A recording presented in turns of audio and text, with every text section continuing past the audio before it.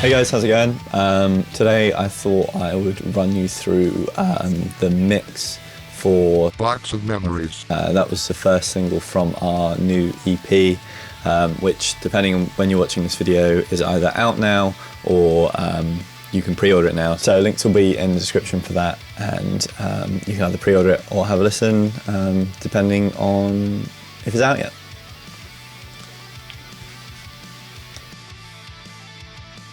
This is the session file for Box of Memories. It's actually quite a simple song in terms of arrangement. There's not really too much going on that's kind of out of the ordinary from a normal rock song.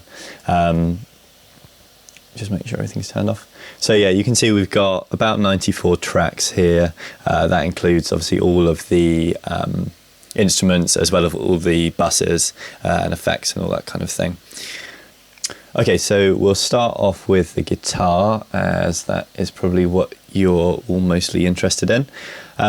It's quite a minimal song in the sense of guitar. I mean, we've only got 1, 2, 3, 4, 5, 6, 7, 8 guitar tracks in this. So nothing too crazy, and obviously one of them is only at the beginning and the other 3 are all part of the guitar solo. So the song starts off with this guitar riff, which sounds like this.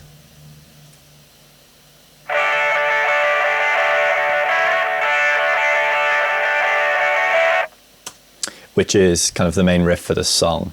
And it's been EQ'd so that it kind of sounds like a radio kind of setting. So we can see that there.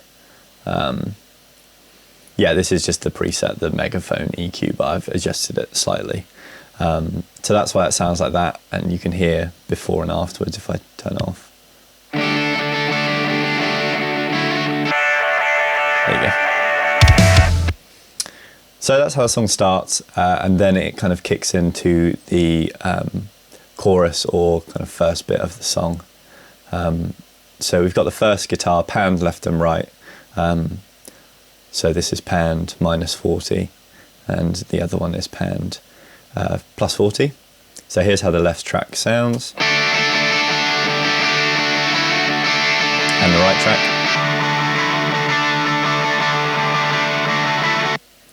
Now, with most of my guitar parts, I'll always record them twice and then pan them kind of either hard left or hard right, or kind of somewhere in between like these ones are.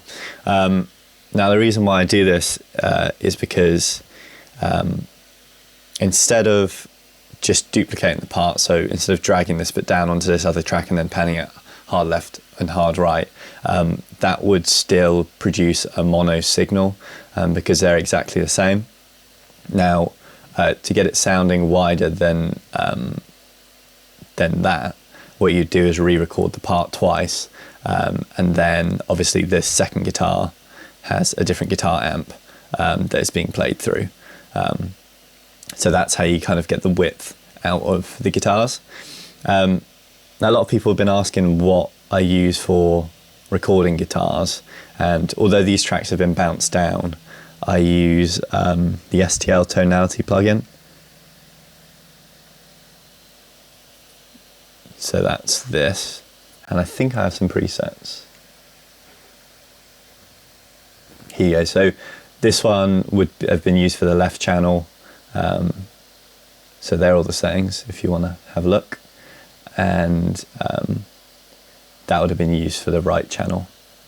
Now, I think these are based off Fender amps, I think, but I'm not entirely sure.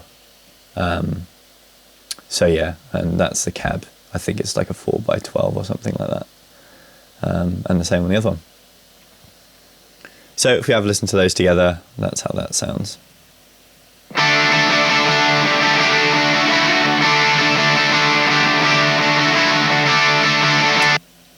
Okay, so you might have noticed that we have like an alternative guitar, which are panned hard left and hard right. These are just kind of to give the chorus a bit more width when it gets into it, and then they drop out when it comes into the verse to kind of leave room for the vocals. So here's how they sound.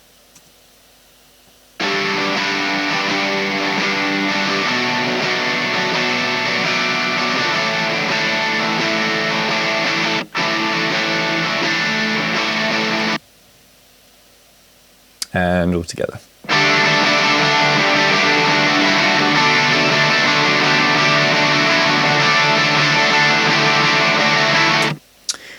Now these are all going through a guitar bus, and this kind of got not too much processing going on, just some EQs to cut out some of the mud in the lows and to kind of get some body in around 150 hertz.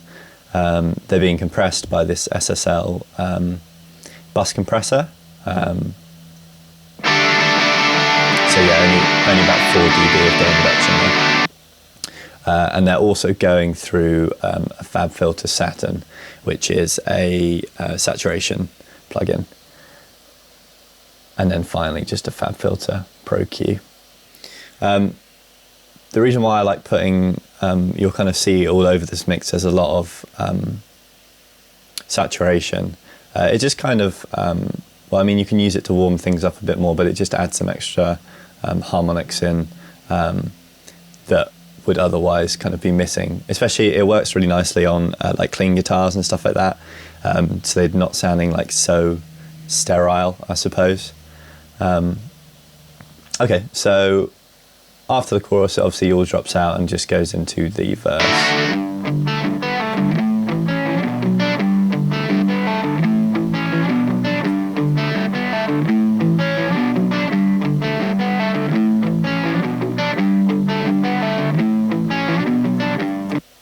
Which is pretty self-explanatory, it's just that one riff. And then goes back into the chorus. Now the song's pretty simple in the terms that it's kind of just like a verse-chorus structure. Obviously something that's, I guess, a bit unusual in this type of genre is there's a guitar solo. So for that, there's a few interesting things going on here. So first of all, we've got the solo guitar on its own, that's how this sounds.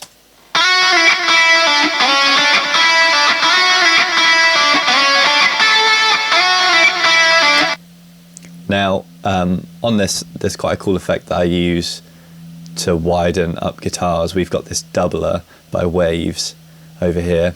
Now that's on a bus, so basically what it means is it will send the signal to somewhere else, and then I can control and process that on its own, separate to the dry channel. Now I think we should be able to listen to that on its own.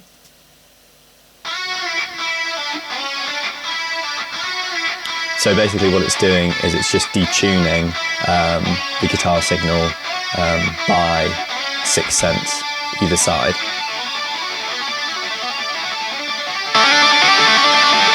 And it just gives it a bit more width. So underneath that we have some harmonies, I believe, so we can have a listen to them.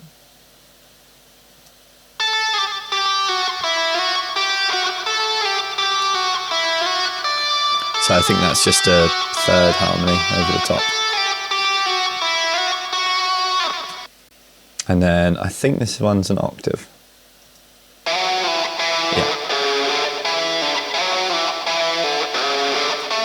So I've got those just panned, kind of plus 40 and minus 40 on either side, just to thicken it up, give it a bit more width for the solo.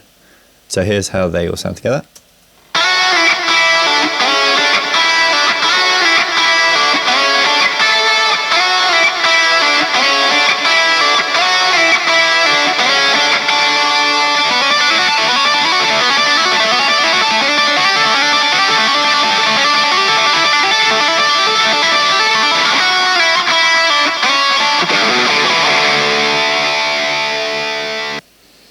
So apart from that, in terms of guitars, there's only one more bit, which is the part at the end. I mean, nothing's changed in the sense of how it sounds. It's just a different guitar bit.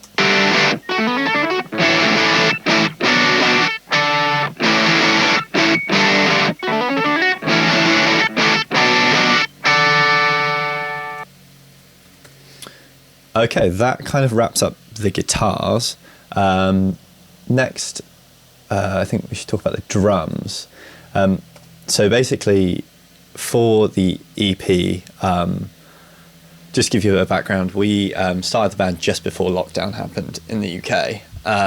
Me and James were lucky enough to get together to kind of write the guitar parts and drum parts for the entire song, but we hadn't yet met up with Ian to sort out the lyrics. So basically what me and James did was demoed the tracks and then sent the rough versions to Ian, who then wrote the lyrics and then recorded that over the top of them. So obviously we didn't have time to kind of get into the studio and record drum parts. So lucky enough, James has a electric kit at home, and then he just recorded all the MIDI, sent it to me. I used Stephen Slate drums. So this is what I used, and this was the preset we were using. Yeah, so that's the kit we were using, and then I just bounced that all out to audio. So we have our drum tracks here. So starting off with, I think in this genre, the most important elements of the drum kit are the kick and the snare. So let's have a listen to these. So this is a kick on its own.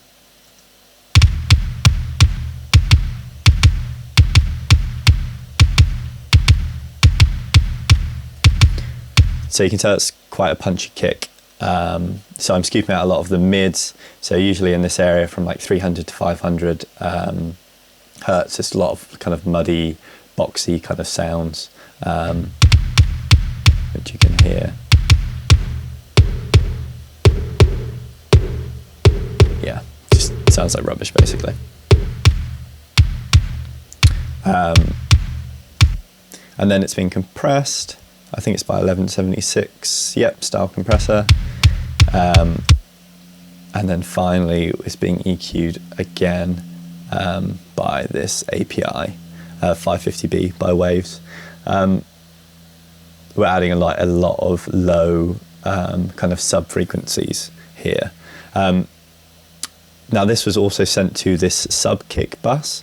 Now if you don't know, on a when you're recording drums in the studio, you'd often put a couple of mics on the drum kit. So you'd have one that's inside of the kick drum, one that's outside, and usually you have something, or you might have seen something called a sub kick, and basically it's a inverted speaker. I think people usually made them from old NS10 like drivers. And if you don't know, basically you can rewire a speaker. So if you rewire it the other way around, it acts as a microphone. And basically they pick up kind of all the sub-frequencies in the kick. So I've sent that kick to another bus, which is basically adding a load of 60 hertz and then just EQ'd out all of the top end. So it's kind of only the sub-frequencies. And that kind of replicates the same type of thing. So if you're wearing headphones, you might be able to hear that. So as well as that, it's also going through like a New York compression style effects chain. So what this is basically, it's a way of compressing something, and you basically just absolutely smash it on the compressor, and it adds like a really aggressive kind of sound to your kick or whatever you're compressing in this way. So you can see here it's absolutely being smashed. That's at minus 30 dB of gain reduction. And that's how it sounds all together. Okay, next on we have the snare, which sounds like this. So quite an aggressive sounding snare. Again, we've got that sent to a reverb bus, which is just a room, and it's actually quite a small reverb. I guess the idea of that was because it's already like fairly dense, the mix, although there's not a lot of instruments, I didn't want a reverb taking up a lot of space. So it's only a short reverb on that just to give it a bit more room. That's how that sounds. And then again, we're doing the New York style compression. And we're getting about -20 gain reduction on that. So that's how that sounds. Next up, we got the toms. Usually I don't process them too much. They kind of work as, in terms of EQ technique, they kind of work as smaller versions of kick drums. That's kind of how I treat them. So, you know, in the kick drum, we were taking out between 300 and 500 hertz. Obviously, for a higher tom, you're kind of going to want to shift that up to get rid of some of the muddiness. So in here, I'm taking out 605. For the lower tom, I'm taking out 432. And for the lowest tom, I'm taking out 250. These have just been compressed and EQ'd a little bit and sent to the same reverb as the snare.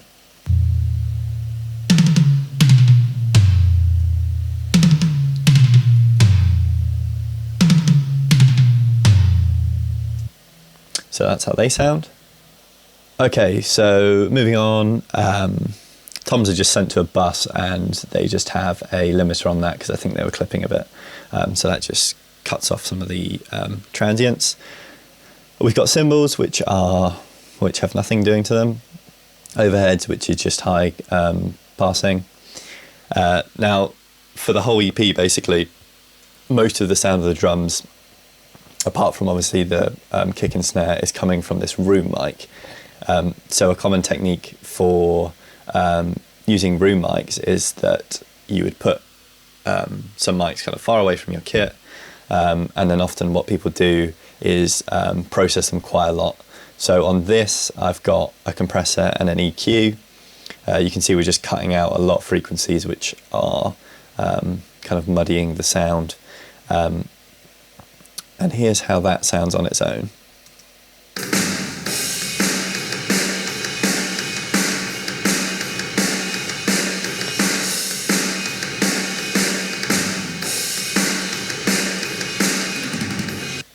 Okay, so apart from that, that's pretty much the drums done. The only other things we have are some percussion, so shakers and tambourines in the chorus,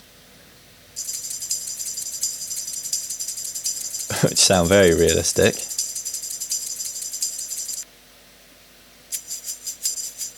There you go, and at the end for the halftime chorus. So overall, drums are sounding like this.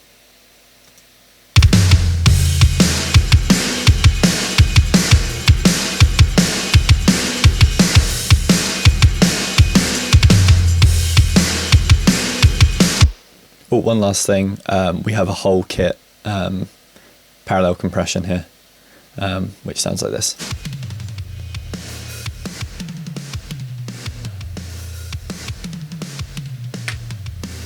So very compressed. Okay, next up we will get to the vocals. So like I said before, basically what happened was we sent these all to Ian and he wrote and recorded the lyrics all on his own. So originally he just sent me a low vocal, I think, and then I asked him to do another version, an octave up, which I think he, I don't know if he was too happy about that. It's quite high. So yeah, we'll start off with the high vocal. I think in this genre, although Ian is an amazing singer, absolutely incredible, I like to tune all my vocals a little bit. So what I did before this session, I put them all through Melodyne, just made sure all the notes were in tune, which they mostly were, and then I re-exported that out and then put that back into the session. You can see that I've got just a waves tune live on this vocal, and the correction on 80%. That's just to catch any of the little bits that I might have missed, basically. So yeah, let's have a listen to how, let's go to the chorus and hear this. Hey, I'll keep you safe inside my box of memories. preserving the flame that burned in you that I'll always carry with me. Okay, so yeah, sounding good.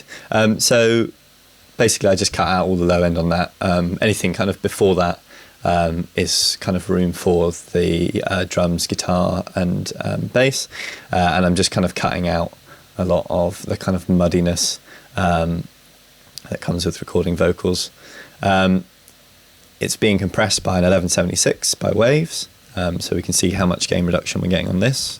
I'll keep you Quite a lot. safe inside my box of memories. So yeah, that's basically just being absolutely slammed by the 1176.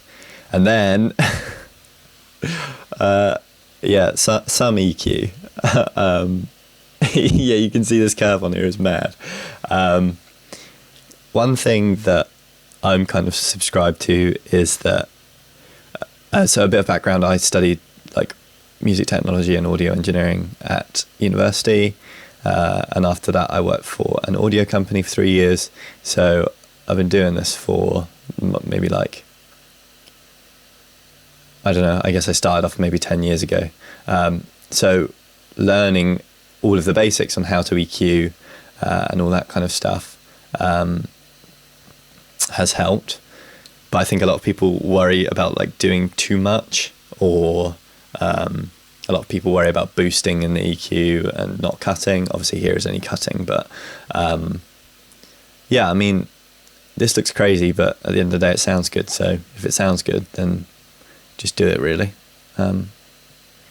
So yeah, so that's being sent to a doubler, so that just widens up the sound. And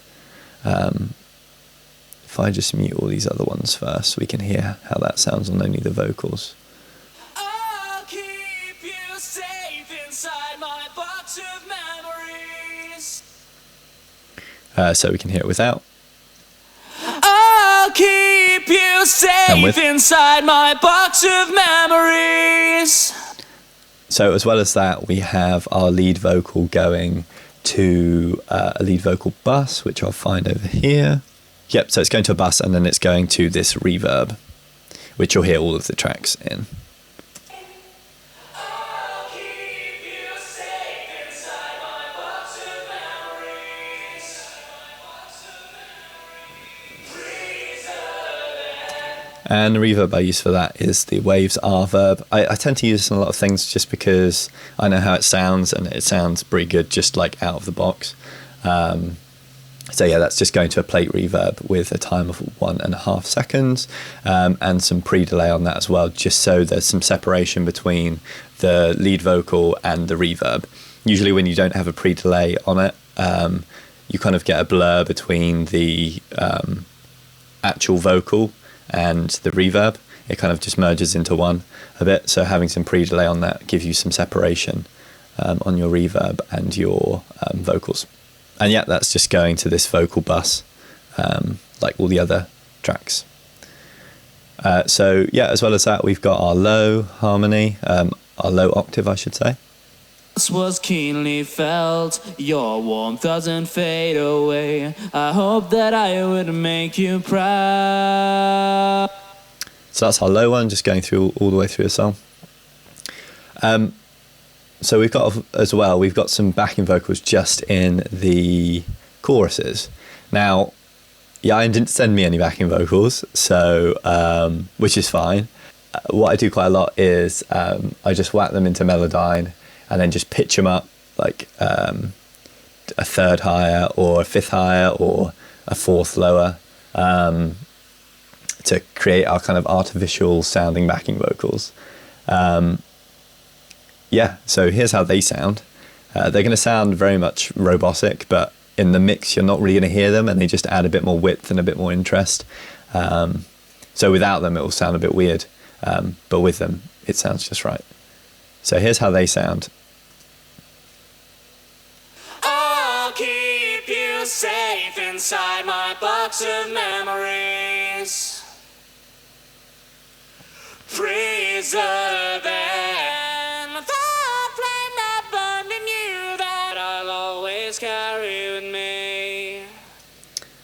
So yeah, don't really sound very human-like. If Jan can hit them, then fair enough to him.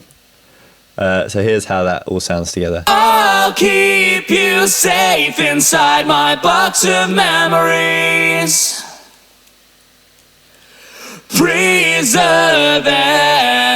the flame that burned in you that I'll always carry with me. And then finally in the choruses, we've just got these kind of background echoes, which are here. Inside my box of memories. And this is how that sounds in context. Box of memories. Inside my box of memories. Preserving. So I guess one last cool thing is the backing vocals going into the guitar solo. Now these are very tuned, just because I thought it sounded cool. So here's how this sounds. Now this is going to sound weird, but it sounds good going into the solo. So I keep the fire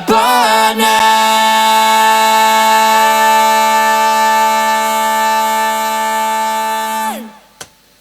So yeah, it just has that like pitch kind of shift at the end. I think it's most notable in this one.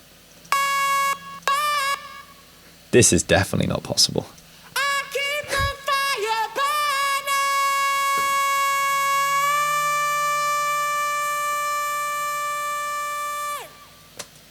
Yeah, so look out for that in the song. Okay, so moving on to bass. So we've got two bass guitars. These are exactly the same. So exactly the same performance, because we don't want to be getting any stereo information on our bass tracks. They need to be panned in the center, just because they're like a powerful instrument like the kick and the snare. They need to be heard equally on both of your headphones or both of your speakers. So they're panned in the center. Now, most of the tone is kind of coming out of this bass dark glass plugin. So this is the dark glass plugin.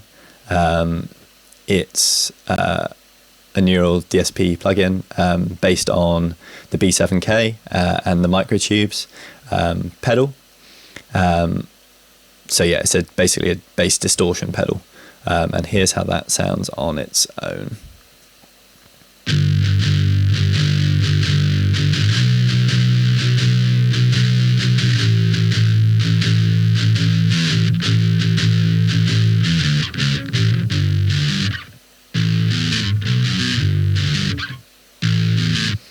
So we got that one that's giving us the majority of the tone. That's just being EQ'd, cut around 200 hertz. So here's a good tip that I learned from Warren Hewitt from Produce Like a Pro. He does a thing where he'll copy the track exactly, and then what he'll do is just cut out all the top end and just leave this kind of from what I have from 50 hertz to about 135 hertz, and then what I'll do is absolutely smash it with a limiter or a compressor. And what that does is it gives you a really solid bass foundation, because there's nothing worse than having your bass kind of dropping in and out and not being kind of solid as it should be.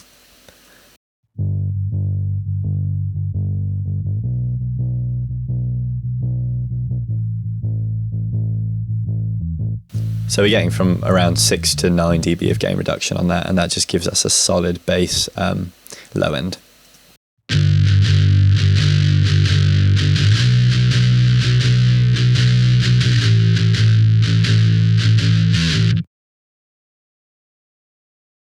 Okay, that pretty much explains all the bass. A few other bits we've got in here. We've got some effects going on. So we have a riser.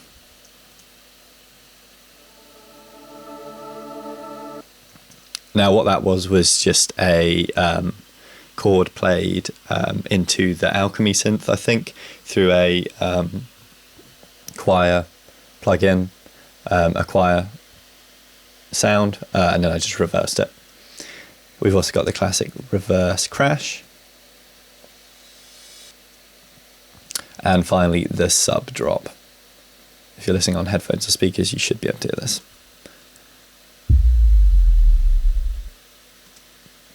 So they just kind of add a bit more interest into the song and are also really good for kind of transition periods. So there'll be this into the main chorus.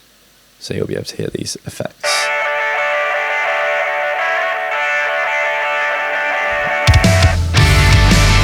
There we go. Okay, last but not least, probably something that you didn't think you'd hear in this song, we actually have 2 violin parts.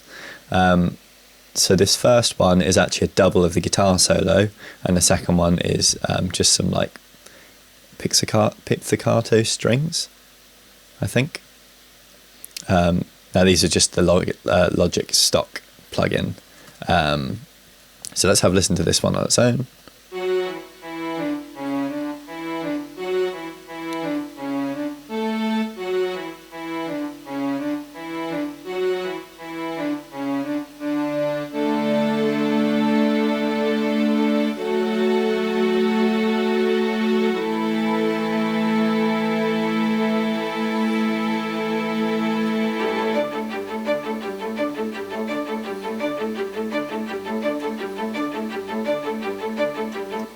So that's how they sound. We can hear them in context with the guitar solo as well.